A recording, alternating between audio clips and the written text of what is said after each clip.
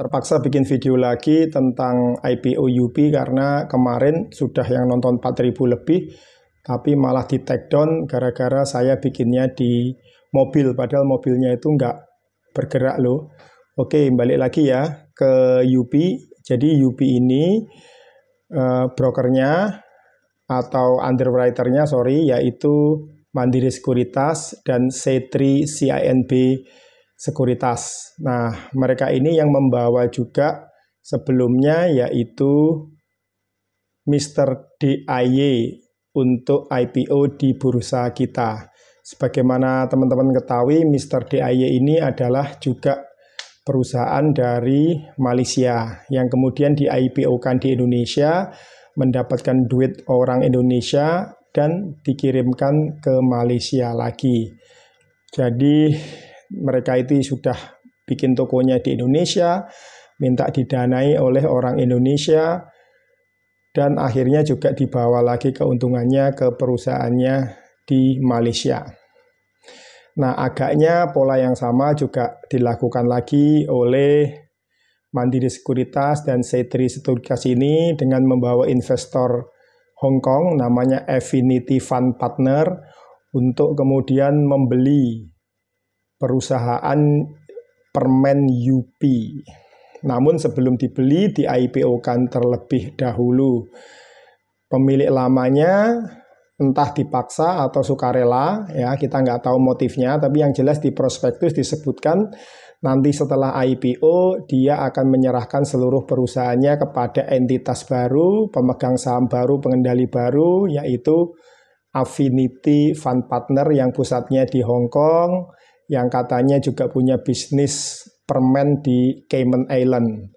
Teman-teman pasti udah tahu ya, namanya Cayman Island itu sering dijadikan tempat pelarian, sering dijadikan pendaftaran perusahaan yang agak-agak gitu deh ya.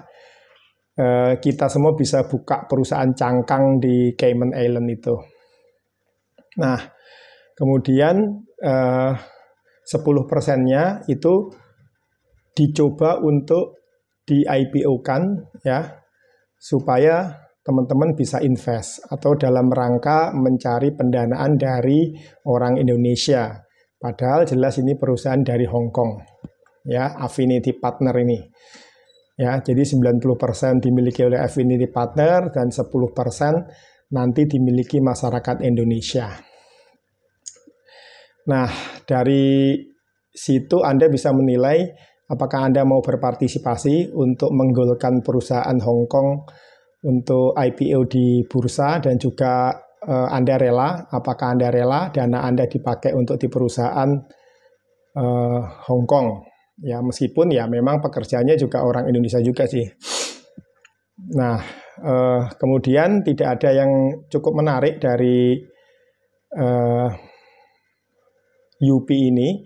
Ya memang asetnya banyak, ya jelas namanya juga perusahaan pabrik besar yang sudah beroperasi lama ya, sejak 97 kalau nggak salah ya. Sejak 97 ya, Anda cek prospektusnya. Jadi kalau dia punya aset besar yaitu biasa, namanya juga pabrik ya. Nah, kemudian pendapatannya juga terlihat stagnan, bisa dilihat di lampiran berikut ini ya. Rugi labanya juga stagnan ya. Kemudian arus kasnya juga biasa-biasa, pembayaran hutangnya biasa-biasa. Mungkin karena bisnisnya stagnan inilah kemudian pemilik lamanya yang bernama Pak Daniel Budiman dan PT-nya ini kemudian menjualnya kepada investor Hong Kong. Dan setelah IPO semuanya akan diserahkan. Saya tidak tahu ceritanya di baliknya seperti apa, tapi biasanya perusahaan yang seperti ini punya masalah hutang. Anda tahu BUVA kan ya, Bukit Uluwatu dengan kode saham BUVA, yang itu punya Hotel Alila di Bali, ada 3 biji di Bali atau 3 buah. Itu juga ternyata setelah IPO baru ketahuan ternyata dia dililit utang, dan kemudian utangnya itu dikonversikan ke saham, sehingga pemegang saham yang baru sekarang itu adalah Bapak Happy Apsoro yang punya ratu dan punya raja juga ya. Suaminya Ibu Puan Maharani. Ya sekarang pengendalinya Buva atau Bukit Uluwatu itu adalah Bapak Happy Hapsoro.